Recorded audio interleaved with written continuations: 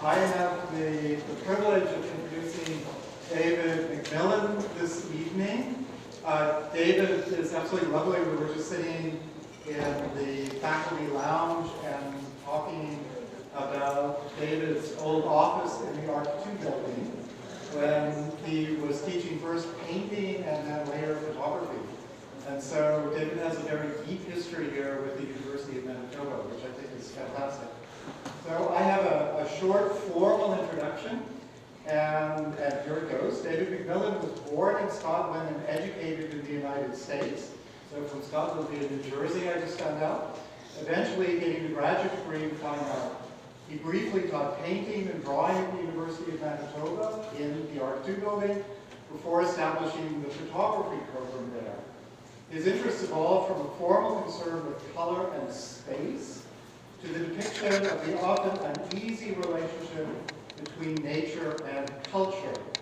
In 1994, this interest led him to visit the guarded zone surrounding the Chernobyl nuclear power plant, which had been evacuated because of the enormous amount of radiation released in the 1986 accident. Within the circumscribed area, several themes emerged: the existential threat posed by technology, the resilience of nature, and the transience of culture. Since his initial visit to the exclusion zone, Mcmillan has returned 21 times. His photographs have been shown internationally in many solo and group exhibitions. The comprehensive monograph, Growth and Decay, Previat in the Chernobyl exclusion zone, was published in early 2019 by Steidl Publishers. And all the best people get published by Steidl, so that's great. That's fantastic. I was lucky. We were just talking briefly about Chernobyl. And I think most everybody in the room here was on board when there was this accident in 1986. Chernobyl is, of course, now in Ukraine. And when the Russians invaded last February, one of the things that they did was occupy the Chernobyl site with Russian soldiers digging foxholes into radioactive soil. And of course, Chernobyl is sort of in the background now to the contemporary events of the day because there are other nuclear power plants in Ukraine. And of course, there was always the potential danger that there will be another accident, quote unquote, of this sort of enormity, or even worse, just given the hostilities of Russia versus Ukraine these days. So this is a very timely topic as well, I think, in many ways. So with all of that, thank you for coming, David, and the show is all yours. Okay. Well,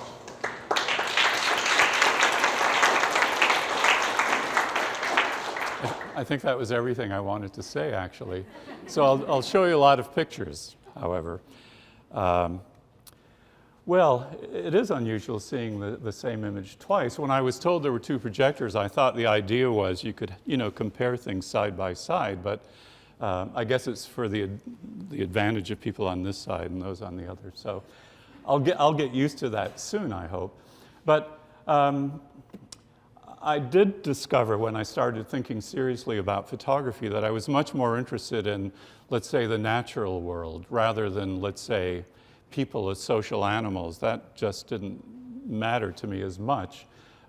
Somehow the manifestation of what people did mattered and how that integrated or interfaced with the natural world mattered. But when I started in the 70s, before 95% of you were born, or maybe you recall those years, some of you, but most photographers were working in black and white, and I guess I was lucky to begin to get really interested in photography at a time when it was possible to actually work in color, to actually, develop one's own film and make prints. Prior to that, it was kind of challenging, and although commercially color photography was common, magazines and things like that, going back a number of decades, for serious photographers, it was hardly used at all until, let's say, the 70s, when it kind of blossomed. It's kind of hard to imagine that because with phones, being so ubiquitous with great cameras, it's just a given that it's going to be in color, but at one time in history, that wasn't a given. And just because I thought a little bit of humor can't hurt, this Calvin and Hobbes cartoon, I thought, addressed the question of color in history rather well. I should read it because it may not be. The registration when this was printed was pretty poor. It's from the Free Press. And most of you may not have heard of Calvin and Hobbes, by the way. It was about a little boy who was very imaginative, but at the same time naive because he was a little boy. So the first two panels just have to do with kind of a domestic dispute. But after that, how come old photographs are always black and white? Didn't they have color film back then? Calvin asked his dad. His father said, sure they did. In fact, those old photographs are in color. It's just that the world was in black and white then. And Calvin says, really? Dad says, yep, the world didn't turn color until sometime in the 1930s. And it was pretty grainy color for a while, too. So Calvin said, that's really weird. And the dad says, well, truth is stranger than fiction. Let's see, I'm trying to, oops. It's taking me a little bit to figure out how to scroll through the text, but that's, here we go. But then, why are old paintings in color? If the world was in black and white, wouldn't artists have painted it that way? The dad says, not necessarily. A lot of great artists were insane. And then Calvin wonders, how could they have painted in color anyway? Wouldn't their paints have been shades of gray back then? And the dad says, of course, but they turned colors like everything else did in the 1930s. And Calvin asks, well, why didn't old black and white photos turn color too? Because there were color pictures of black and white, remember? And then he commiserates with his pet tiger in the last panel. Anyway, color was really important for me as a photographer, and I think it made all the difference in deciding to actually work in color. I mean, black and white just didn't quite make sense in the same way that seeing the world replicated with a degree of fidelity. It was really exciting, actually, to think I could take a chunk of the world and turn it into this two-dimensional colored thing. It was pretty exciting. But I wanted to say something else about, if you'll just, indulge me for a moment or two, it's not only the decision to work in color, but a photographer has to decide on the tools that they use. And I was using a 35 millimeter camera, which some of you will know has a fairly wide aspect ratio. The width is, it's like 3:2 width to height. And this is a photograph I took in Banff, where the previous photograph was made, maybe a week before the one I just showed you. But it was done with very different equipment, a different focal length lens. Of course, the light is different. There were a lot of differences, but I had a larger camera that had a different aspect ratio, and on a different day at night after it had rained, and when the light just broke through to the west and shone on these buildings under construction. You probably can't see it, but it says Great Expectations right there. And that became sort of, for me, a metaphor for what I felt about being in Banff. I taught there for a couple of summers. They have a program, the Banff, well, some of you have heard of the Banff Center of the Arts. And, I was always kind of amused by people in their trailers and, pulling up to a beauty spot and looking through the window. And I just had these conflicted feelings about the splendor of the place and the sort of rather humble stuff that we do, that doesn't quite mesh sometimes. So I started to travel to photograph, things that I found. I mean, I sort of reasoned that I could probably take every photograph that I needed to in Winnipeg, but the idea of different topography and different textures and different flora and all that stuff was very appealing. And everyone knows when they're traveling, they're kind of stimulated by new sights. So that works for a photographer as well. And, everything looks different, when you're in a different city, even though any place on earth has things growing on it for the most part and things that people built on it. It's just that it turns out differently in different parts of the world. And I hadn't necessarily thought of our interrelationship or relationship with nature in a negative way. I mean, it could be benign. I mean, people sunbathe and have to cut the grass and water the grass. And, in this photograph, this is actually in Europe, it's in a village in the former Yugoslavia. I'm not sure what country it's in today, but it just seemed like this was something that had gone on for centuries. It was a way that, the most benign use of nature, cultivation and agriculture. So it was really interesting for me to travel and to take pictures and to see what I could do, what I could do with the world in front of me. I'm still interested in the world, and, I think it's much more interesting than anything I could imagine. This is a photograph made in Butte, Montana, which interested me a lot because of the kind of mixture of residences, housing, conventional housing more or less, and then, the mining derricks that pop up that almost, like mushrooms. They're just part of the landscape. At least they were. It's become a bit gentrified in the last few years. So I took this photograph in 1987, and I went the following year. I went to photograph in Yellowstone, which was on fire. There was a large fire in the national park, Yellowstone National Park. Then I went to Butte, and all the smoke had drifted into the town. But I was interested in the changes.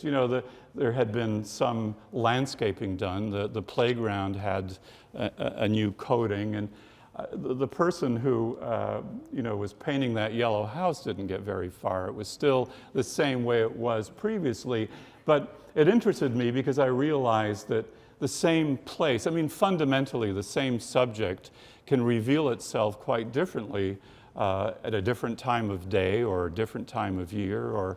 So I thought it might be interesting to try photographing one, fundamentally one subject. And in this case, it was that view that many of you have seen. I'm standing on the bridge, the Bishop Grandin Bridge. I don't know its official name. And I photographed the building known as Summerland and thought, because I had easy access to it, it was easy to get there in minutes from where I was living, it might be interesting to see how many photographs I could make over the period of 1 year from that vantage point, to see if I could make different pictures. And different days naturally lent themselves to different kinds of colors and different kinds of relationships. They were extending Bishop Grandin, as it so happened, so there was a lot of earthwork going on, and that was interesting too. There was that developing as well as me taking these photographs. Another motivation was in 1990, when I started this, Photoshop was introduced. And as a former painter and a photographer, it was dazzling. It was really dazzling to think that with Photoshop, a photograph was as plastic as a painting. You could do anything, you could manipulate anything. And so I took these photographs and scanned them, and I figured if nothing else, it was a way to learn about what I could do with Photoshop, the things that I could learn and, whether it would be more interesting ultimately, the things I could imagine, let's say. I still have a couple others of the real world. This was April, actually, of 1991, so it was a 12-month period, and this was the summer. But anyway, I have hundreds of photographs from that vantage point, and some seem more interesting than others. Unfortunately, I have to say that Photoshop seemed to not be as interesting to me. I should say that the files had to be rather small because I was using a university computer, and this was 1990 when I started, and there weren't the mass storage devices, so I was using floppies and would break up a file into a couple of floppies. So, technically they're a little crude, but it was fun to see what I could do. And it's interesting that in some cases, this is that location, the real thing, this past summer, which has gotten very shaggy. The vegetation has almost, become what I envisioned with Photoshop. This hasn't happened yet. That's making Summerland into a ski hill, or the Red River draining, or in this case, flood, which actually did materialize. This is a real photograph. This is from 1997, and those of you that were around then will know that there was a pretty catastrophic flood. The Red overflowed its banks quite seriously. Well, let's get on to Chernobyl. It's a kind of more serious subject. I decided that it might be interesting to, I'd traveled fairly widely around North America and even some European countries, but I thought maybe I needed a different milieu. And I'd read about what had happened in Chernobyl. And I'll just mention briefly, since not everyone knows of the accident, there was an explosion in 1986, and it was very serious. I mean, in terms of the amount of radiation that was released from one of 4 reactors at the site, the one you're seeing there, right in the middle, right there, was the one that exploded, but there were 3 others that were online, which all of them have subsequently been decommissioned. But nevertheless, it released huge amounts of radiation and made the place unlivable.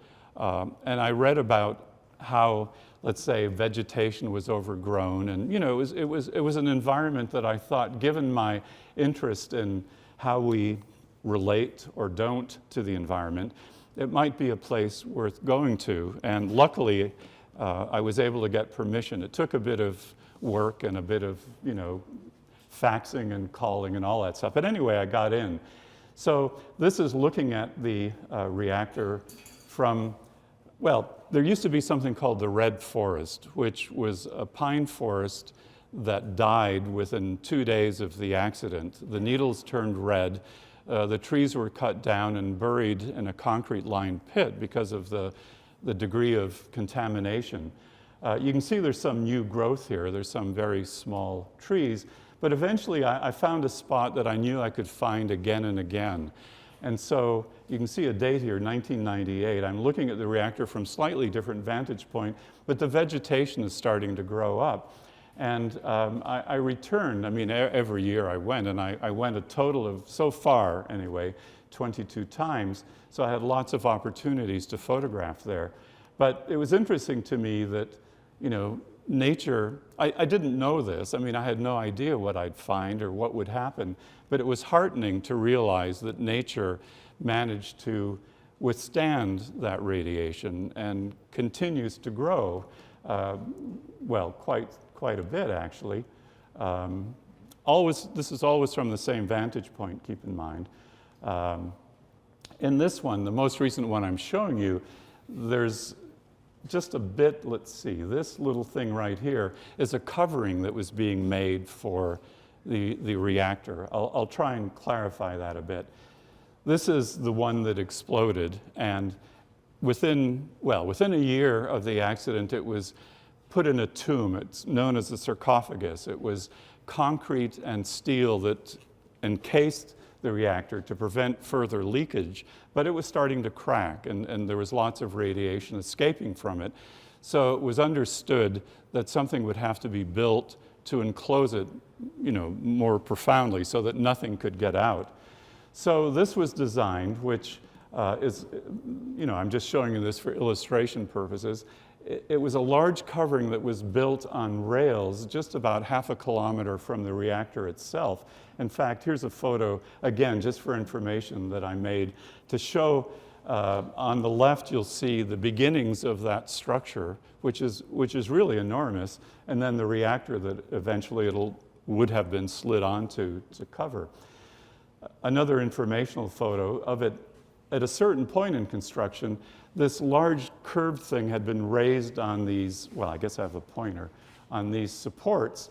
And if you just look at that area closely, those are men doing the roofing. So it was an enormous undertaking, a very expensive undertaking. And I think it was 2017 or so that it was slid over. And in theory, that reactor shouldn't be leaking any radiation into the atmosphere. So here's a map of Ukraine, which has become more familiar to people because of the terrible invasion by Russia. But up there is the area that's the exclusion zone, it's known as. The area that, at least up until recently, you had to have special permission to get admitted to. I'm not sure, I haven't been able to go back. There was the pandemic and then subsequently the war, so I'm not sure when I'll be able to go back, but that's not important. But this shows the sort of circles. Well, let me point to the big one. The big one is called the 30-kilometer zone, and it's less contaminated than the smaller circle, the 10-kilometer zone. And at one time, you had to change clothing before going into each zone because, they didn't want contamination from the 10-kilometer zone brought out. And, there were a lot of protocols that recently, at least when I was there more recently, weren't being followed. So in the 30-kilometer zone, there are a lot of villages, and people had to evacuate. There were something like 135,000 people that had to be evacuated from this area. And the accident happened in 1986 when Ukraine, Belarus, and all the other parts of the former Soviet Union were still part of the Soviet Union. So there are all these Soviet artifacts that are still there, and many probably are still there even in 2023. But there were things that it was just filled with surprises for me because I was so used to a North American milieu and seeing the apple tree, of course, that no one's there to harvest the fruit. Cemeteries, in fact, I'd come upon new graves while photographing there. People that lived in the villages wanted to be buried in their ancestral grave sites, so often, people would pass away in a safe part of Ukraine, but then be brought back to their village. There was a lot of shipping on a river that went from, it's the Pripyat River that went from Kyiv all the way to Chernobyl and further, points north. So you can't see it in the reproduction here, but there's a hammer and sickle, which, here it is right here. Anyway, there are all these Soviet things that were still there. That boat is no longer visible. I mean, it's underwater now. This is a radar device that was used, I was told anyway, a military radar to sort of warn people about incoming planes, bombers from the west. This was a few years after the previous photograph. And I'll just go back so you can see, I'll point out that you see those two boxes here in this sort of brick structure and that bottom part of the radar. Well, you can sort of find the brick thing in the two boxes, but like so many things there, over a period of the 25 years I went, things changed. They changed pretty dramatically, really, in some cases. Growth was sort of all over the place, not surprisingly. I mean, it happens everywhere, but I was never as aware of it as I was there. I mean, this is a room, sort of a dormitory in a pioneer camp. And pioneer camps were where Soviet children could go in the summer. The river was nearby and they had lots of things for them lots of playtime and things like that. This is a railroad station about a kilometer and a half from the reactor.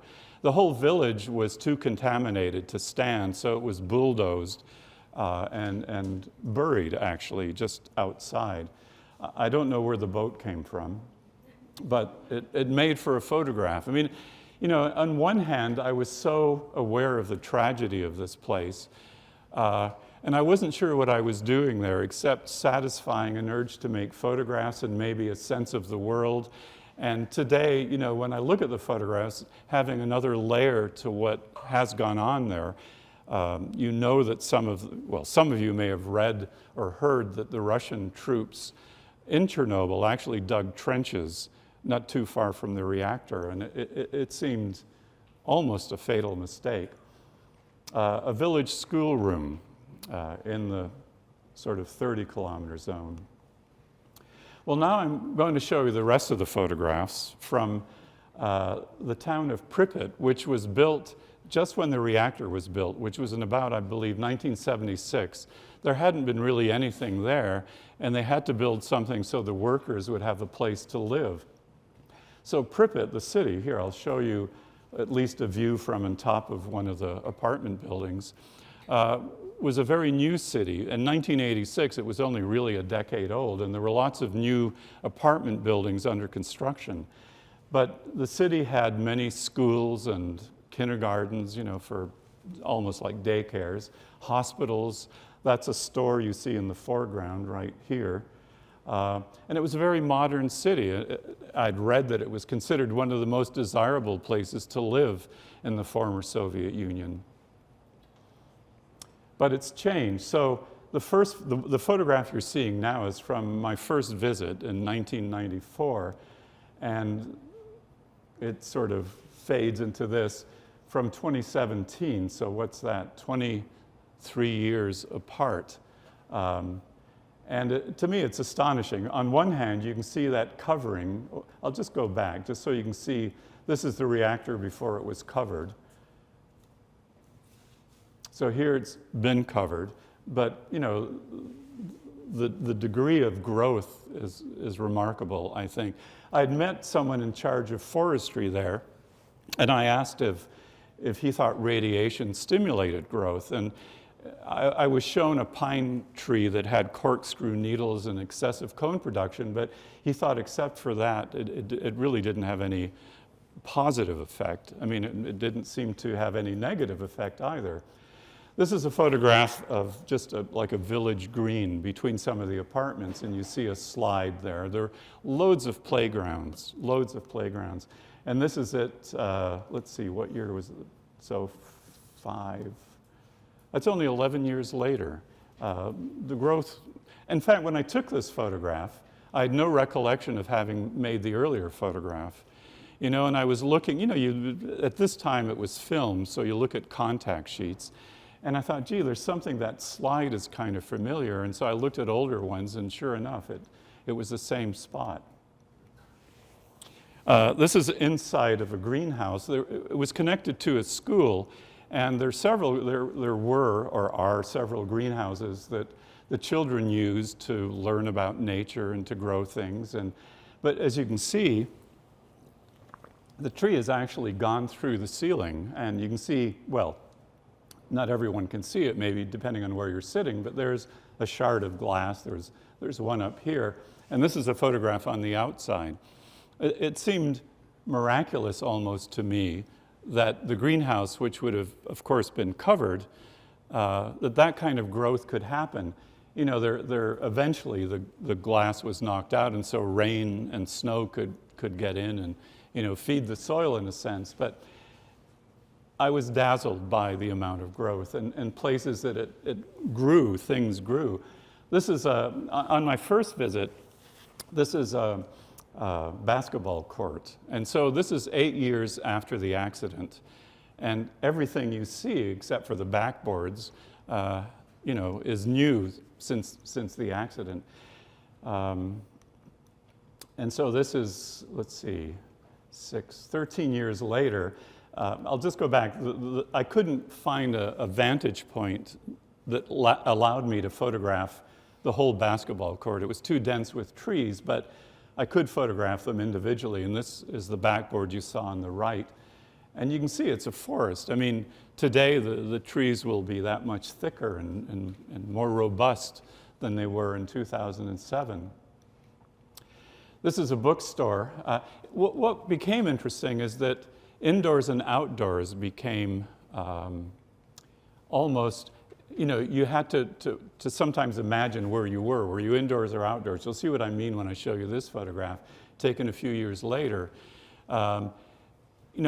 Today, it keeps changing. All I can say is it keeps changing. So in 2023, it won't look like this anymore. Perhaps more of the building will have collapsed. There'll be certainly more vegetation.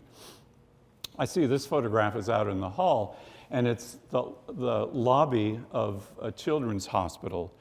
The glass is gone on the windows. In some cases, the metal holding the glass in place was removed to be reused. I'm not sure where, but it was removed.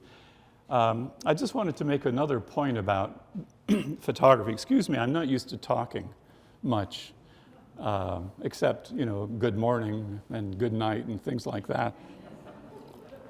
So I'm sorry, I fear that my voice would get a bit croaky. But anyway, every photographer, if they have a chance, tries multiple vantage points on a thing. They find a subject interesting and they try different vantage points. But I had the luxury, in a sense, of revisiting the same thing annually. So all these 7 photographs were taken just about at the same time of year. It was almost always October. And I wanted to keep something consistent, so there'd be a way of making a kind of comparison. And you can see the changes are very subtle. In the very first one in the top left, there isn't as much growth, and there's quite a bit in the last one here.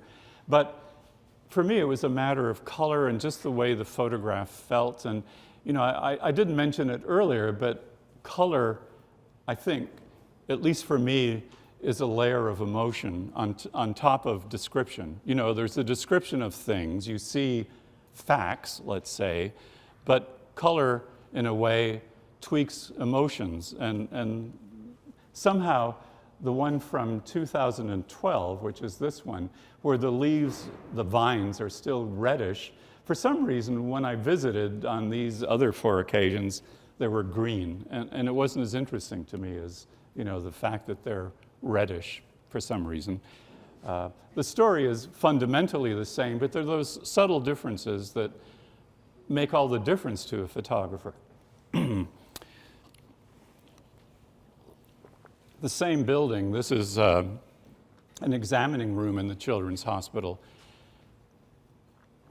on a different floor. I think it was the 2nd or the 3rd, So I mentioned earlier about indoors and outdoors, and this was another bit of astonishment for me.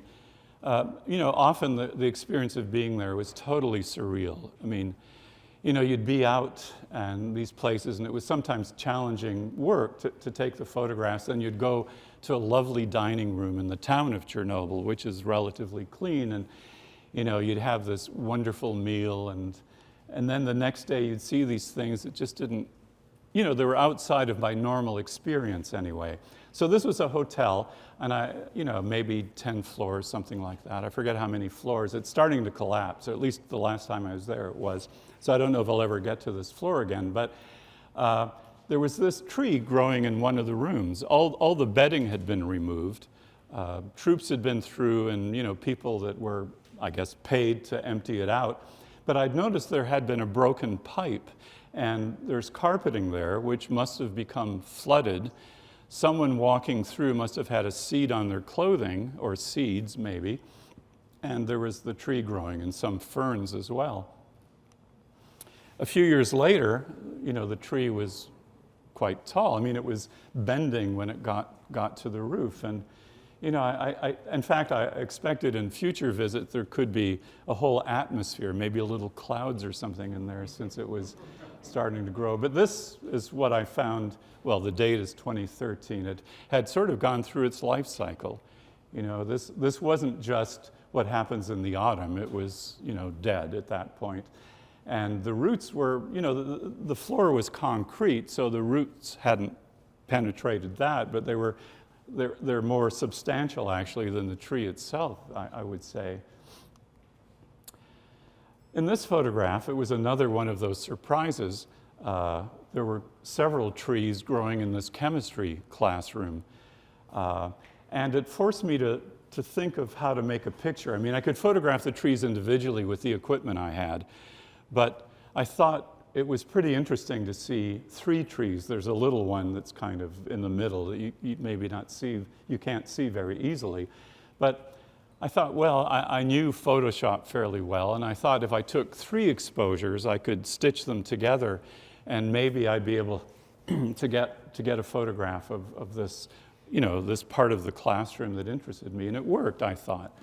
So it led me to make a number of panoramic photographs when the subject kind of necessitated it. This is, a fallen branch or 2 in front of one of the apartment buildings. I have to say, getting around subsequently, it's been very difficult because it's jungle-like almost. All the walkways that were once easy to walk around when I first went are very, very, overgrown, I guess, for want of a better word. But I'd photographed the tree and the branches earlier, on an earlier visit, and I liked the photograph, but I thought it needed some context. And so, doing a panorama again seemed to allow for that. You could tell, the part that I was interested in was in the middle, and you could see the forest on the left and the apartment on the right. And it worked too for classrooms. This is a kindergarten. It just allowed me to make pictures that I couldn't with a single image. So in a way, it led me to making, dozens and dozens. There were only a handful that I really cared for. In some cases, it just didn't work, but often it did. This is a hallway, one of the schools, and things were starting to fall apart at this point. I think because of the Russian invasion, certainly we're used to seeing damaged buildings that have been damaged by mortars. This is simply what time has done to this building. I'm on the second floor of this school, and this is, for, upper grades for the most part. And this is a panorama view taken a year or two later. You can see that mural that's still, something about Lenin and the mural. But it was getting more and more challenging to work in some spaces, actually. This is the same school. It's a different floor. And you can see all the, you wouldn't know it's motion picture film, but I was intrigued by the tree that sort of echoed the gesture of the image of spring in the mural. It just seemed kind of similar. And then someone had taken, these strands of motion picture film, which would have been in the school for an instructional aid, to show students something about Stalin, I suppose. And it was just all across the floor. Well, I'm sorry, I'm going to sound like a teenager. The one in Simpsons that says, "Would you like fries with that?" whose voice is always kind of squeaky. That's what's happening to me. Anyway, this is the floor in front of that mural a couple of years later. And you can just see, here you can see strands of motion picture film and even a few reels of motion picture film. I thought the floor was quite beautiful, but I knew its days were numbered, actually.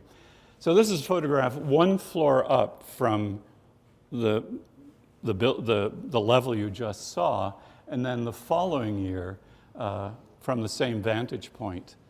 And I had to, luckily, I guess, I went to this place without any preconceptions. I had no idea what direction the work would take or what I would find or what I'd be allowed to look at, if I'd be able to go wherever I wanted. And luckily I was. I could go anywhere, really. But of course, I should point out, you can see that mural on the floor below me. There was so much water coming through and roots growing on the roof of the building that started to penetrate the precast concrete, and just, it started to fall apart. And again, the Soviet imagery is everywhere there. Here we see Engels and, Marx on the left, and then Engels. I was just thinking earlier, because at the last minute I decided to pop in that Calvin and Hobbes cartoon, how much different the Soviet sensibility would have been if it was Calvin and Hobbes, instead of Marx and Engels. But it just seems a different kind of seriousness when you're in a classroom, looking at those sort of dour old men. I don't know. Anyway, this is 2006. And this is 7 years later, the same classroom, but of course I'm standing in a different spot. The vantage point that I'd chosen earlier was no longer available, as you can see, I think. It just fell away. So, a lot of the classrooms I could no longer get to. I'm used to climbing over rubble, but there's a limit, I guess. This is a gymnasium, I guess that's clear. In one of the schools, and each school had its own gymnasium. It was really, I thought, really wonderful, the facilities that the Soviet children had. And again, at the time of the accident, Ukraine was still part of the Soviet Union. But here's the same gymnasium, what is that, 21 years later, something like that. It's really the floor, which of course is wooden, suffered a lot of damage. I mean, I walked on the floor, and it was really like, I've had the experience. I used to walk across the river. I lived on the other side of the river from the university, and with snowshoes in the winter, I'd cross the river. But once in the spring, it was thawing, and I went through just with one leg. But that's what the experience was like, walking on the floor, sort of like thin ice, you know, because the wood had rotted so much. It was easy to go through. But I wanted photographs of the floor, and it sort of opened up new possibilities. I've mentioned earlier the panoramas, which led me to pictures that I had never made before. Well, floor pictures became a new strand or a new direction because so much had fallen on the floor. As you'll see, I'm going to finish by 6, which I think is right, isn't it? I'm supposed to finish at 6. So don't worry, you'll be out there for refreshments. But, you know, so much was happening. The paint on the floor and mixed in with a volleyball net, it just became so interesting to me. There was an abstraction that I found that satisfied something about maybe my painterly history somewhat. This is in a kindergarten, and it's a kind of almost collage that I could never make, you know, personally. I could never think up something this interesting. But I just had to find it. And I think as a photographer, that's at least someone who's interested in the world, that's kind of what you do. You find situations, and channeled through your equipment and a quality of light and all that, you hope they have a dramatic shape, you know, that they become something maybe larger or at least different than someone else would have found in that same spot. But I should mention another advantage to, and those aren't my footprints either, I have to mention. Someone else might have chosen a different vantage point, and by photographing floors, which I was getting very interested in, it gave me a new kind of, let's say, freedom, because typically you're thinking of, you know, your camera is even with the horizon. You're not tilting it to the left or right, generally speaking. But looking down, you eliminate the horizon, and you have a different kind of compositional freedom, which, you know, for me was very exciting. I chose this as the photograph between the two that I preferred, but, you know, if I didn't have that one, this one would have been okay too. In one of the schools, there was a cache of gas masks. There, you know, really hundreds, if not thousands, many still in crates. I don't know if any of them were ever used. But anyway, this was in one of the schools. This was in a kindergarten, and by kindergarten I mean a place for very young children, more or less like a daycare. I mean, there was instruction for the older children, but there were also little beds, you know, for the youngest children, and little potties for all the younger children. But on the floor, it was kind of like an archaeological thing. There's electrical wiring, there's parts of tables and chairs. The colors you see, especially in here, are from little paint sets, you know, that the kids had with those little, you know, opaque parts that pop out if you want them to. I mean, it was, but the color was just so interesting to me. And this is a photographer's studio. You'll see, I'm sure well, maybe you won't notice it right away, but there's a shoe and lots of sheets of film and some sheets of paper, or even 35 millimeter film. But, you know, it was just, you know, you want everything to be a metaphor somehow, sometimes anyway. Some things seem to lend themselves to that. And, you know, the idea of a photograph sort of preserving a moment in time, and then all this just being, well, ravaged in a sense by time. This is the floor of a change room, or what's the word I'm looking for, where children go, a little cloakroom, kind of a little cloakroom where they'd, you know, change out of their outdoor shoes and hang up their coats and things. But there had been a lot of water leaking through the ceiling. I'll just show you an enlargement of that area. You know, you can see what's happening on that little slipper, and what would have been, I believe, a sweater on the right that's just becoming pulp. You know, again, when I went, I had no idea what I'd find or what the photographs would be about, in a sense. But luckily, there were many things to look at. This is the room I photographed in a year after I took the previous photograph. The actual still life, the floor I just showed you, was right about here, but the lockers collapsed because of water. They were made out of particle board, and you know how that is when it gets wet. It just sort of crumbles, and everything collapsed and fell. But there was another photograph to be made. This is looking at a cloakroom. This is on my first visit in 1994. The little sign on the back wall says, "Peace for Children of the World," which touched me at the time, the Soviets were portrayed as, well, warmongering, and, well, Russia has proven to be, that's proven to be true, but, Westerners had a view of what the Soviet time was like, and this undercut that view considerably to me. The children were well cared for, I have to say. But this same room then in 2016, so that's 22 years later, it just, sometimes you almost don't recognize what you're confronting. Well, it's time to conclude with slides of flags in a stairwell. Originally, all, 13 or 14 flags of the former Soviet Union, all the countries that were joined as the Soviet Socialist Republic were there.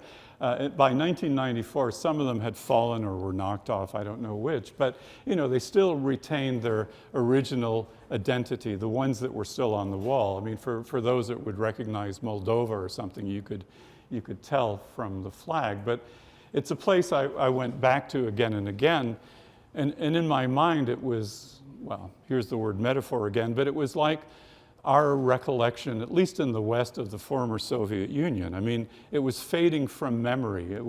It became sort of a moment, an historical moment, and it was coming to an end. So on my last visit, which was 2018, that's all that remained. I mean, there's nothing to identify a country, and it's essentially, I thought, well, maybe if I get to go again, that wall will have fallen in. But I began to think that because of what Russia is doing right now, it's almost as if they're trying to reverse the process that you've just seen. The fact that all the former countries were separate, states.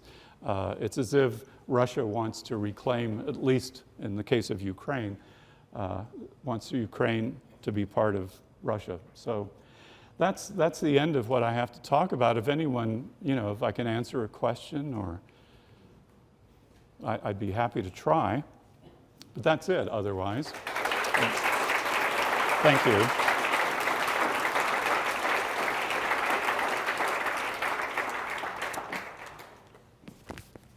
Well, oh yes. So, thank you for that, by the way.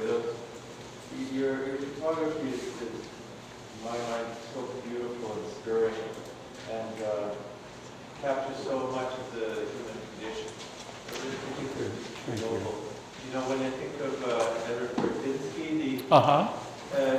he shows us the relationship between humanity and nature, and it's kind of epic in a way, Yes. Yeah. And it's glaring, and he may maintain, at least publicly, when talked about his work, that there's sort of a passive observer, but of course we're not. They feel detached is kind of what.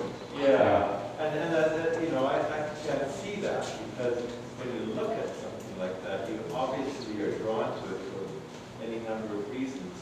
So when I look at your work, and I saw your work when it was first published in 1994, I was deeply moved by it. And it's interesting because there's my mind, apart from it, like compositional aspects and the fact that I see very, very painterly approach to your photography, which you support, but there's a sense of hope, but there's also a sense of loss, but there's a sense of hope, and it's moving between these constantly. Reminds me of my mother, who was melancholy.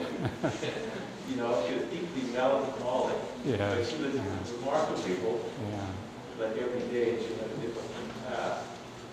And like, Well, I don't know if I'll answer this very satisfactorily, but it was heartening to see that, you know, the natural world was able to reclaim itself. You know, I didn't know that because I'd read about the red forest and trees dying and, you know, all the damage that was done to the environment.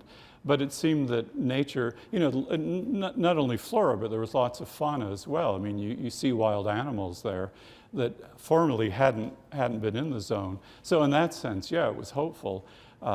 You know, it was, of course, the current events have changed. You know, it's hard to talk about hope when it's kind of dire right now and things look kind of grim in Ukraine. But if I can separate it from that and just think of the work and up till the last visit I was there, yeah, it was, you know, I guess I was heartened at the very least by how nature came back, let's say.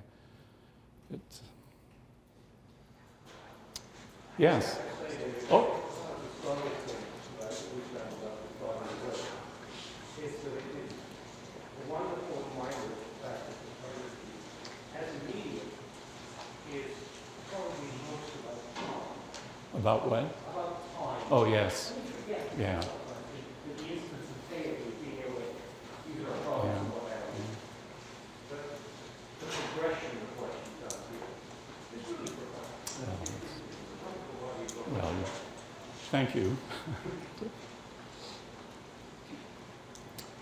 There was someone in the back, I guess, that might I have. just wanted to say beautiful work. Thank you. And to the comment, there's a movie called Babushkas of Chernobyl. Have you seen, you've seen it? Yes, Yeah, yes. there's a group of women that decided to move back because that's where they were from, and they lived there.